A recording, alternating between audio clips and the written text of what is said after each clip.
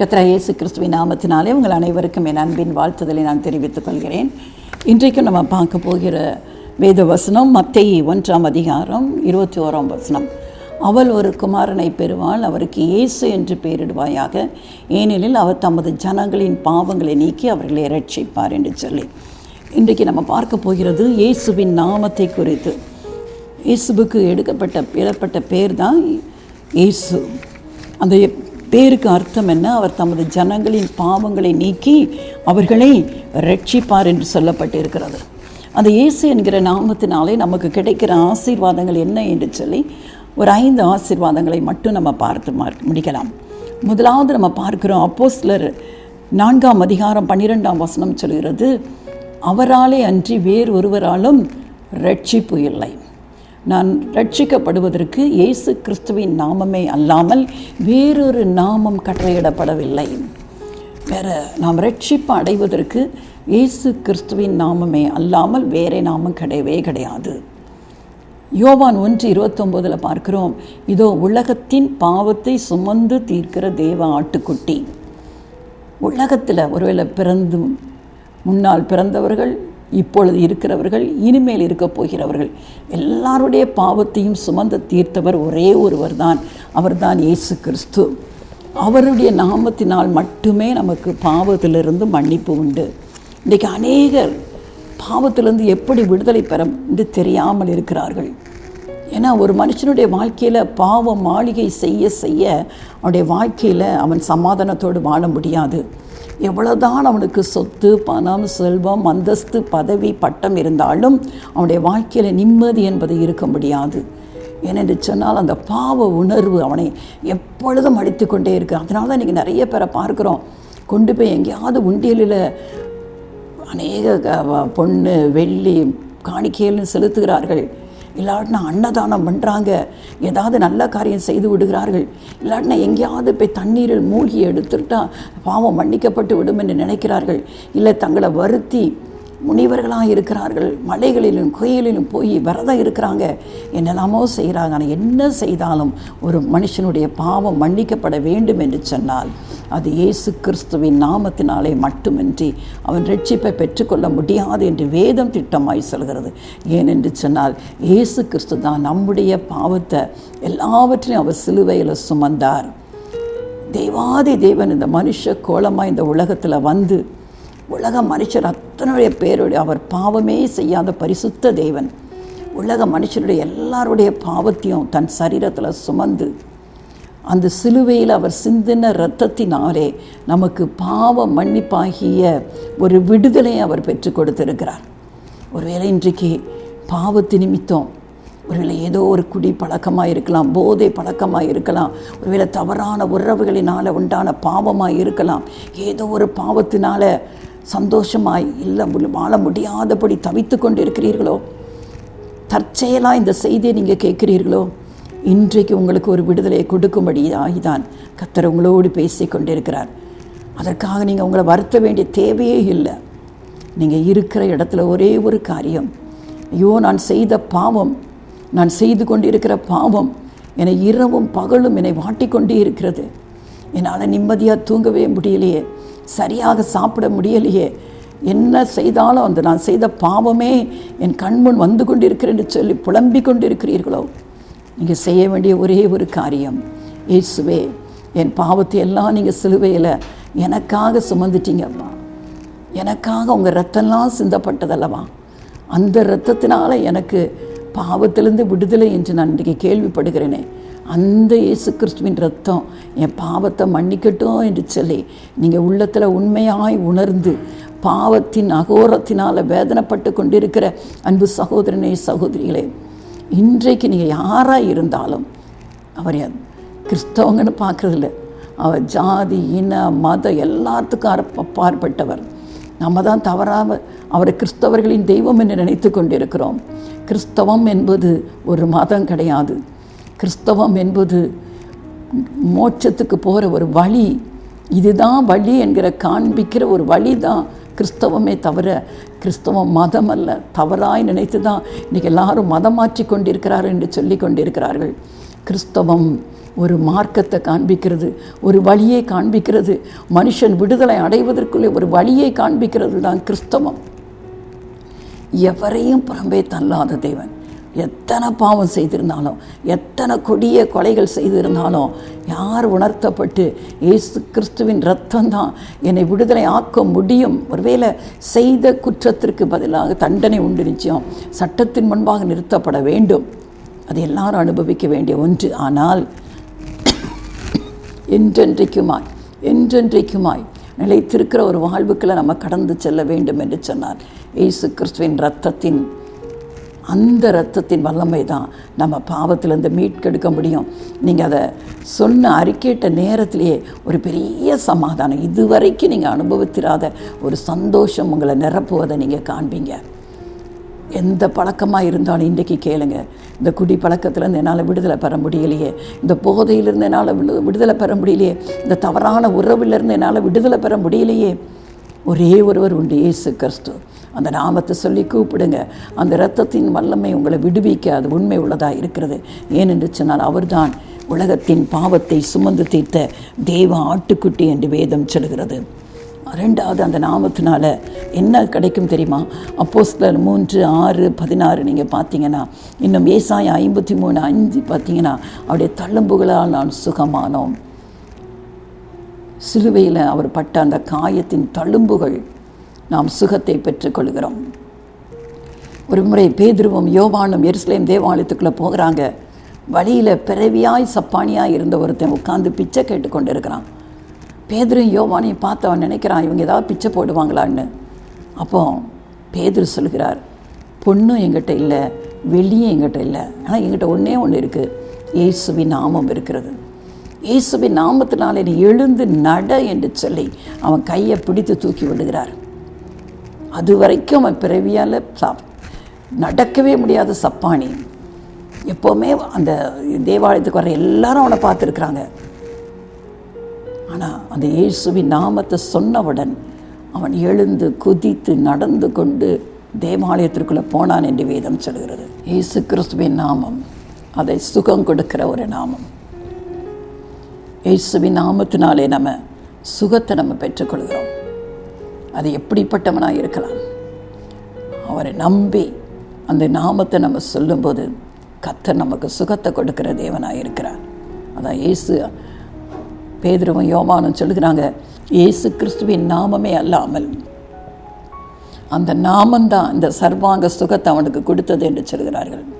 ரெண்டாவது பார்க்கிறோம். முதலாவது பார்த்தோம் பாவத்திலிருந்து விடுதலை கொடுக்கிற நாமம்.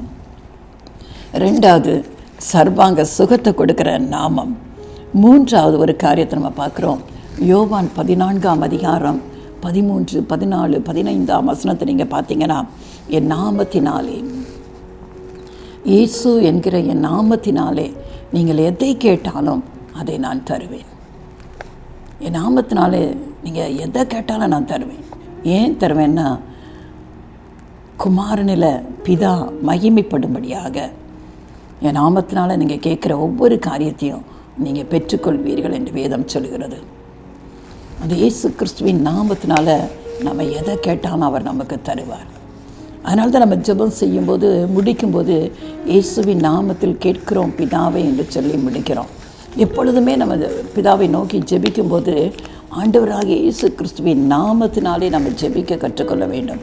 அவர் நாமத்தினால தான் நமக்கு சுகம், அவர் நாமத்தினால தான் நமக்கு விடுதலை, அவர் நாமத்தினால் தான் நாம் கேட்பதை எல்லாம் நாம் பெற்றுக்கொள்கிறோம். கேட்பது என்று சொன்னால் அதற்கான தவறான காரியங்களை கேட்டு நம்ம பெற்றுக்கொள்வது அல்ல. அவர் சித்தத்தின்படி நமக்கு தெரியணும், இது நம்ம கேட்டால் அவருக்கு பிரியமுள்ளதாக இருக்குமா. அதனால் பாவமான காரியத்துக்கெல்லாம் என் நாமத்தினால எதை கேட்டாலும் அதை தருவேன்னு சொல்லியிருக்கிறாரு. அதனால் நம்முடைய மாம்ச இச்சைகளை நிறைவேற்றுவதற்கு, பாவமான காரியங்களை செய்வதற்கு, அதற்காக இயேசுவின் நாமத்தை நம்ம யூஸ் பண்ணலாமா? கூடவே கூடாது. என் நாமத்தினாலே நீங்கள் எதை கேட்டாலும் அதை தருவேன் என்று சொல்வதற்கு அர்த்தம் என்ன? அவர் நாமத்தினாலே அவருக்கு சுத்தமானது, அவருக்கு பிரியமானது, இதை நான் கேட்கும்போது அவருடைய நாமம் நிச்சயமாய் மகிமைப்படும் என்று நாம் அறிந்திருக்கிற காரியத்தை நம்ம கேட்கும்போது அவர் நமக்கு அப்படியே தருகிற தேவனாக இருக்கிறார். தைரியமாக நம்ம கேட்போம் ஆண்டவரே எனக்கு இது வேணும். நம்ம ஆசைகளை சொல்வது தப்பே கிடையாது. ஆண்டவரே நம்ம மனதில் எல்லாம் சொல்ல வேண்டும் அவர்கிட்ட. ஆண்டவரே எனக்கு இது தேவை அப்பா, இதை நான் ஆசைப்படுகிறேன், இது இருந்தால் எனக்கு நல்லா இருக்கணும்னு நினைக்கிறேன். ஆனால் ஒரே ஒரு காரியம், இது உங்கள் சித்தம் என்று சொன்னால் எனக்கு இதை தாங்க ஏசப்பா என்று சொல்லி அவர்கிட்ட நம்ம கேட்கும்போது கர்த்தருக்கு தெரியும் எதை நமக்கு கொடுத்தா அது நமக்கு நன்மையாக இருக்கும் என்பதை அவர் அறிந்திருக்கிறார். அந்த காரியத்தை அவர் நாமத்தில் நம்ம கேட்கும்போது அவர் நமக்கு அப்படியே கொடுக்குற நல்ல தகப்பனாக இருக்கிறார். அதனால் அவர் நாமத்தில் எல்லாவற்றையும் கேட்க நாம் அறிந்து கொள்ள வேண்டும். அடுத்தது நம்ம பார்க்கிறோம், மார்க்கு கடைசி அதிகாரத்தில் கடைசி 16-18 வசனங்கள் சொல்கிறது, என் நாமத்தினாலே நீங்கள் பிசாசுகளை துரத்துவீர்கள். ஆண்டவர் நாமத்தில் ஒரு அதிகாரம் இருக்கிறது. அவர் நாமத்தை சொல்லும்போது பிசாசுகள் நடுங்கும். பிசாசுகள், ஒரு மனுஷனுக்குள்ள பிசாசு இருக்குன்னு என்று சொன்னால், நீங்கள் இயேசுவின் நாமத்தினால் வெளியே போ என்று சொன்னால் இந்த வார்த்தையின்படி அது வெளியேறியே தான் ஆக வேண்டும். அந்த நாமத்திற்கு முன்பாக அதெல்லாம் நிற்கவே முடியாது. நமக்கு தெரியும், லேகியோன் பிசாசு பிடித்திருந்தவன் ஒரு முறை ஆண்டவர் கதிரினேயனுடைய நாட்டில் அவர் இறங்கின போது அந்த படகிலிருந்து இறங்கிற உடனே லேகியோன் என்ற ஒரு பிசாசு பிடித்த ஒரு மனுஷன்,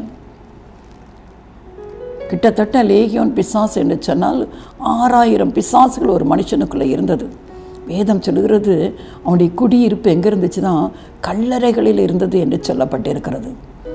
அவனை ஒரு நாளும் அடக்க முடியாது என்று சொல்லப்பட்டிருந்தது. அவனை சங்கிலியால் தான் கட்டி போடுவாங்களாம். இன்றைக்கு அநேகரை பார்க்குறோம் தெரியுமா, மனநோயாளிகளாக அலறுகிற காரணம் அந்த பிசாசு. என்ன செய்கிறேன்னே அவங்களுக்கு தெரியாது. அவங்க பாட்டுக்கு பொழுதிலையும் அதுலேயும் பரண்டு கொண்டு இருப்பார்கள்.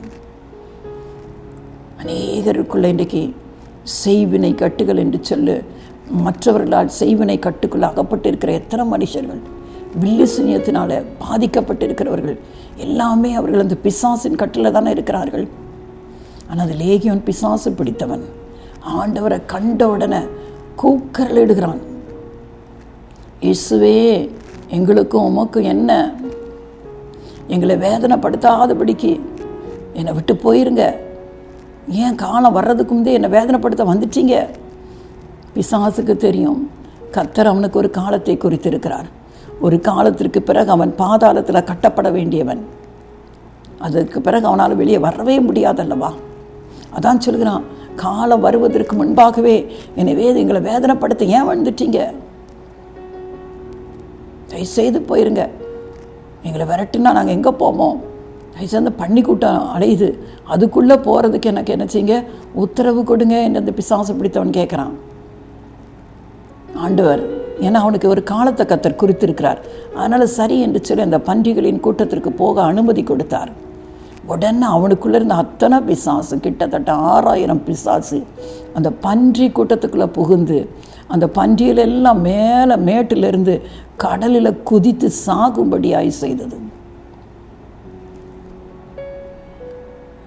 வெளியே போன ஒரு வார்த்தை தான் சொன்னார், புறப்பட்டு போன்னு சொன்னோன்னே போய்விட்டது.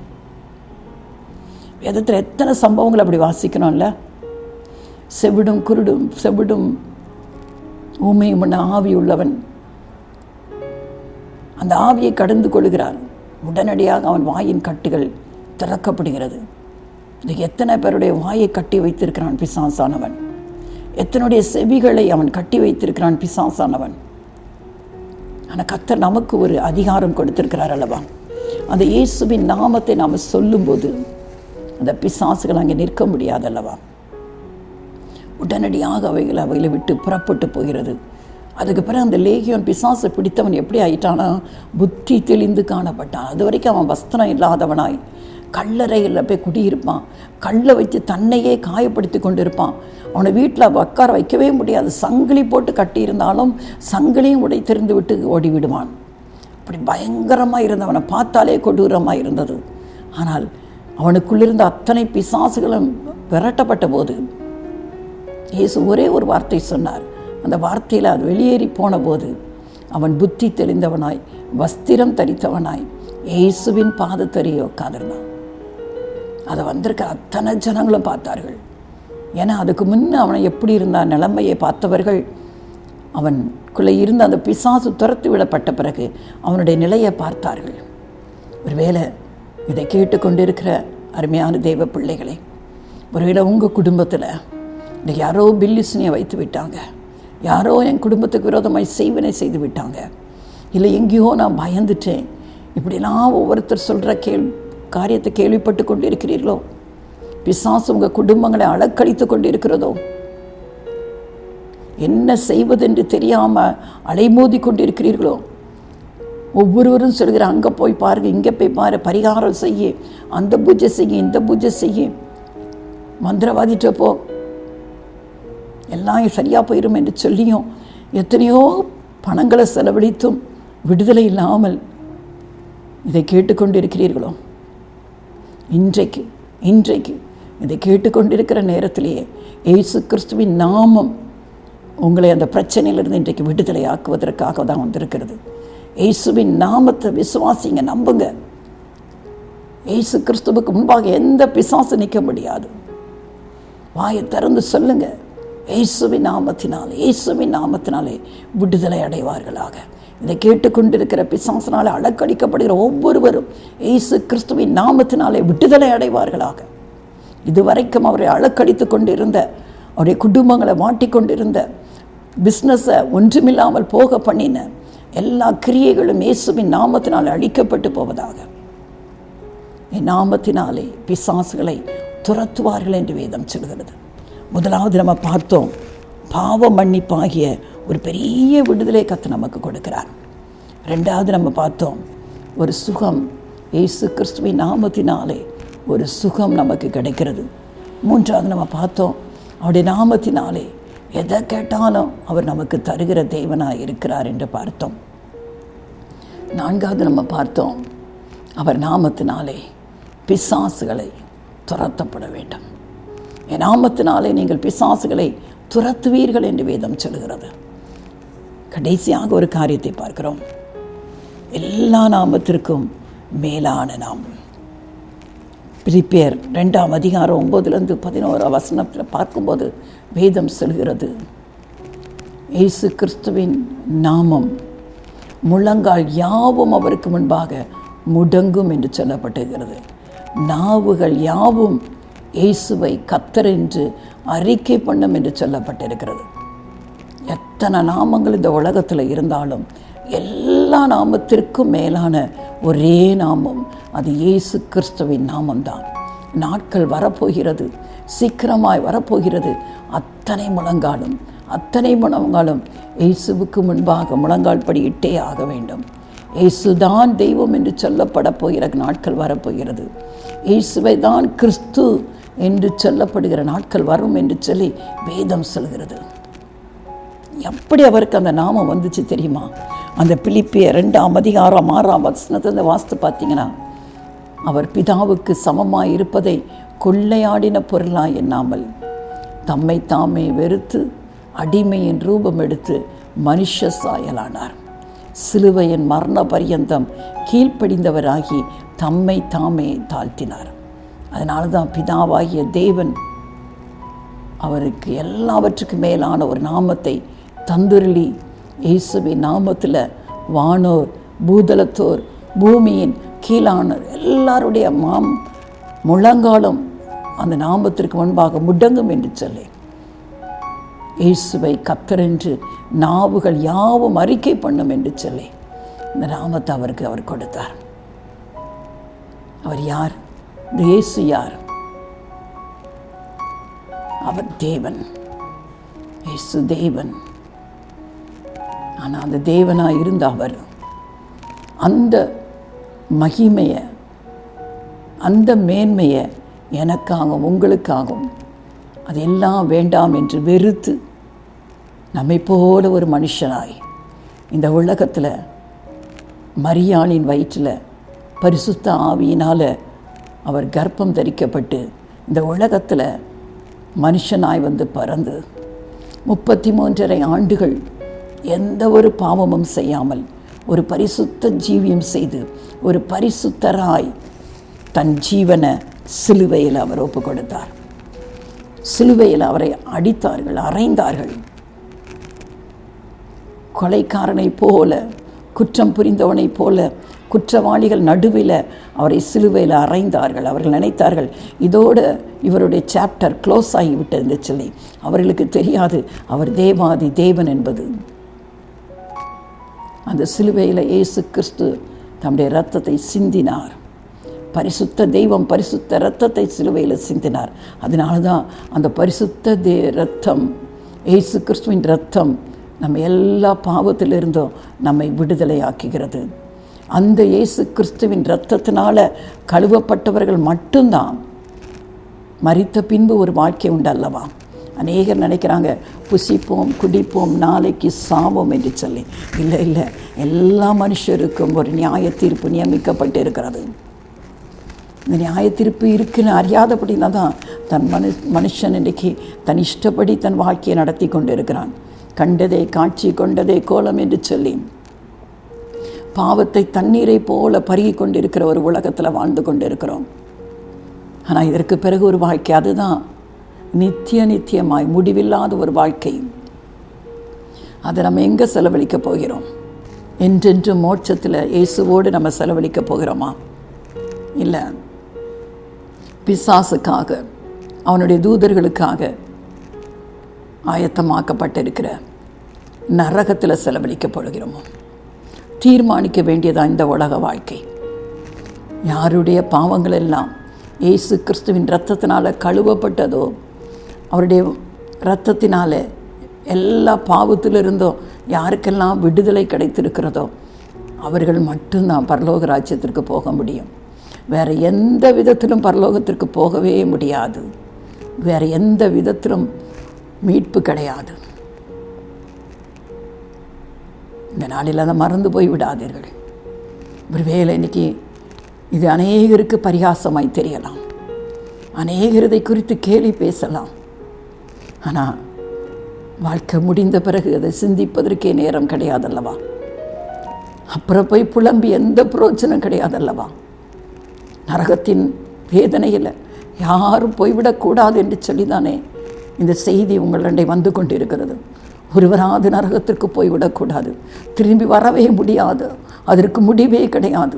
ஆனால் இயேசு கிறிஸ்துவின் இரத்தத்தினால் கழுவப்பட்ட ஒவ்வொருவருக்கும் நித்தியமாய் மகிழ்ச்சியான ஒரு வாழ்க்கை வைக்கப்பட்டிருக்கிறது. அதை இழந்து போய்விடக்கூடாது. அதற்காக தானே இந்த செய்தி சொல்லப்படுகிறது. யாரையும் மதம் மாற்ற என்று தவறாக இன்றைக்கு நினைத்து கொண்டிருக்கிறார்கள். ஒருவரும் அந்த நரகத்திற்கு போய்விடக்கூடாது என்கிற ஒரு பாரத்தோடு தான் இந்த செய்தி இன்றைக்கு எங்கும் சொல்லப்பட்டு கொண்டே இருக்கிறது. அந்த இயேசுவின் நாமம் மட்டுமே அதை செய்ய முடியும். இயேசு கிறிஸ்துவை விசுவாசிக்கிறவர்கள் மட்டுமே, இயேசு கிறிஸ்துவின் இரத்தத்தினால் கழுவப்பட்டவர்கள் மட்டுமே, அந்த இயேசு கிறிஸ்து வழியாக மட்டுமே மோட்சம் அல்லது சொர்க்கத்திற்கு போக முடியும். இல்லாவிட்டால் வேறு வழியே கிடையாது. புண்ணிய காரியங்களை செய்வதனாலோ, தான தர்மம் செய்வதனாலோ, நம்மை வருத்தி எங்கெல்லாமோ கால்நடையாய் நடப்பதினாலோ எதுவும் நம்மை பரலோகத்திற்கு கொண்டு போக முடியாது. பாவ உணர்வு எப்பொழுதும் அடித்து கொண்டே தான் இருக்கும். எத்தனை காரியங்கள் செய்தாலும் பாவ உணர்வு உணர்த்தி கொண்டே தான் இருக்கும். ஆனால் இயேசு கிறிஸ்துவின் இரத்தத்தினாலே உண்மையாக உணர்ந்து என் பாவத்தை மன்னிங்க என்று சொல்லும்போது அந்த பாவ உணர்வு நம்மை விட்டு உடனடியாக நீங்கப்படுவதை உணர்ந்து ஒரு பெரிய சமாதானம், சந்தோஷம், எத்தனை கோடி செல்வம் இருந்தாலும் கொடுக்க முடியாத ஒரு சந்தோஷம் அந்த இயேசு கிறிஸ்துவின் இரத்தத்தினாலே நமக்கு கொடுக்கிற பாவ மன்னிப்பின் விடுதலை நமக்கு கொடுக்கும். இதை கேட்டுக்கொண்டிருக்கிற அன்பான தெய்வ பிள்ளைகளே, இதை நம்ம இழந்து போய்விடவே கூடாது. இலவசம். இதுக்கு எந்த காசும் கொடுக்க வேண்டியதில்லை. எந்த காசும் கொடுத்து டிக்கெட் வாங்கியதுக்கு வேண்டாம். இலவசமாய் கொடுக்கிறார். இலவசமாய் தன்னுடைய விலையேற பெற்ற இரத்தத்தை சிலுவையில் எனக்காக உங்களுக்காக சிந்தி பாவத்திலிருந்து விடுதலை கொடுத்திருக்கிறார் அல்லவா? ஒரு மனுஷன் பாவத்திலிருந்து விடுதலை பெற்றிருப்பான் என்று சொன்னார், அவன் எதை குறித்தும் பயப்பட வேண்டிய தேவையில்லை, யாரை குறித்தும் பயப்பட வேண்டிய தேவையில்லை. இன்றைக்கு மரணம் வந்தாலும் அவன் இங்கே கண்ணை மூடினா பரலோகத்தில் இன்பமயமான அந்த மோட்ச லோகத்தில் இயேசு கிறிஸ்துவோடு என்றென்று வாழ முடியும் அல்லவா? அந்த நிச்சயத்தோடு இந்த உலகத்தில் எவ்வளவு சந்தோஷமான ஒரு வாழ்க்கை வாழ முடியும். தயவு செய்து இதை அற்பமாக எண்ணி விடாதீர்கள். ஒருவேளை நீங்கள் திடீரென்று இந்த ப்ரோக்ராமை நீங்கள் பார்த்து கொண்டு இருக்கலாம். ஆனால் கர்த்தர் உங்களை நேசிக்கிறார். இயேசு உங்களை நேசிக்கிறார். எல்லாருக்கும் ரட்சிப்பை கொடுக்கும்படி தான். அவர் கிறிஸ்தவர்களின் தேவன் அல்ல, உலகத்தில் உள்ள அத்தனை பேர்களின் பாவத்தை சுமந்து கேட்ட தெய்வம். எல்லாருக்காக அவர் ரத்தம் சிந்தினார். இதை கேட்டுக்கொண்டிருக்கிற ஒவ்வொரு வரும் இன்றைக்கு உங்கள் வாழ்க்கையை நீங்கள் அவருக்கு ஒப்பு கொடுப்பீர்கள் என்று சொன்னால் அந்த இயேசு கிறிஸ்துவினால் வருகிற பாவ மன்னிப்பை நீங்கள் பெற்றுக்கொள்ளலாம். அந்த இயேசு கிறிஸ்துவின் தழும்புகளில் உள்ள சுகத்தை நீங்கள் பெற்றுக்கொள்ளலாம். பிசாசு இன்றைக்கு போராடி கொண்டு இருக்கிறதோ அந்த இயேசுவின் நாமத்தை நீங்கள் சொல்லும்போது ஒரு பெரிய விடுதலையை நீங்கள் பெற்றுக்கொள்ள முடியும். அந்த இயேசுவின் நாமத்தினாலே எதை கேட்டாலும், பாவமில்லாத எதை கேட்டாலும் அவர் அதை உங்களுக்கு கொடுக்கிறதுக்கு அவர் உண்மையுள்ள தெய்வமாக இருக்கிறார். எல்லாவற்றுக்கும் மேலாக இந்த உலகத்தில் எத்தனை நாமங்கள் சொல்லப்பட்டாலும் எல்லா நாமத்திற்கும் மேலான நாமத்தை உடையவர் இயேசு. அதற்காக தம்மை தாமே அடிமையாய் ஒரு மனுஷர் ரூபம் எடுத்து தேவாதி தேவன் இந்த உலகத்தில் வந்து மனுஷருடைய பாவங்களை நீக்கும்படியாய் தன்னையே பலியாக ஒப்பு கொடுத்தாரே. அதனால தான் வேதம் சொல்கிறது, எல்லா முழங்காலும் அவருக்கு முன்பாக முடங்க போகிற நாட்கள் வரப்போகிறது. எல்லா நாவுகளும் ஆண்டவர் இந்த உலகத்தில் நியாயாதிபதியாக வரும்போது எல்லா நாவுகளும் இயேசுவை கர்த்தர் என்று அறிக்கை பண்ண போகிற நாட்கள் வருகிறது. அது வருவதற்கு முன்பாக இந்த அன்பின் தெய்வம் இயேசுவுக்கு உங்கள் வாழ்க்கையை ஒப்பு கொடுத்து விடுவோமா? அவர் யாரையும் புறக்கணியாத தேவன், அன்புள்ள தேவன். அவரை போல அன்பு நிறைந்தவர் யாருமே கிடையாது. கண்களை மூடுவோமா? அன்பின் தகப்பனே, எவ்வளவு அன்பு நிறைந்தவரப்பா. எத்தனை தான் பாவம் செய்து உமக்கு துரோகம் செய்து உம்மை விட்டு விலகி போனாலும் ஆண்டவரை மனம் திரும்பி வருகிற ஒருவரையும் தள்ளாத தேவனப்பா. இயேசுவே, என் பாவத்தை மன்னியும் என்று சொல்லி யாரெல்லாம் கேட்கிறார்களோ பாவத்திலிருந்து விடுதலை, ஆண்டவர் வேதனையிலிருந்து விடுதலை, பிசாசிலிருந்து விடுதலை, எல்லாவற்றுக்கும் மேலாக நித்தியமாய் மோட்சத்தில் வாழ்கிற பெரிய ஸ்லாக்கியத்தை கொடுக்கறதுக்கு இந்த உலகத்தில் ஆண்டவரை மனுஷனாய் வந்து பிறந்த ஆண்டவரே, எங்களுக்காக ரத்தம் சிந்தி எங்களை மீட்டெடுத்த அன்பு தகப்பனே, இன்றைக்கும் ஆண்டவரே, இன்றைக்கும் அப்பா இதை அனுபவித்திராத ஒவ்வொருவருக்கும் அப்பா இந்த ரட்சிப்பு இலவசம் என்பதை அவர்கள் கற்றுக்கொள்ளும்படியா கர்த்தருடைய கண்களை திறந்துடலுங்கப்பா. ஒரு பெரிய மீட்பை அனுப்புங்க ஆண்டவரே. கேட்டுக்கொண்டிருக்கிற ஒவ்வொருவராக ஆண்டவரே இதை இழந்து போகாதபடி இன்றைக்கு ஆண்டவர் உடைய அன்பு அவர்களை சந்திக்கட்டும். நீங்கள் அப்படி செய்கிற கிருபைக்காக நன்றி செலுத்துகிறேன். இயேசுவின் நாமத்தில் பிதாவே.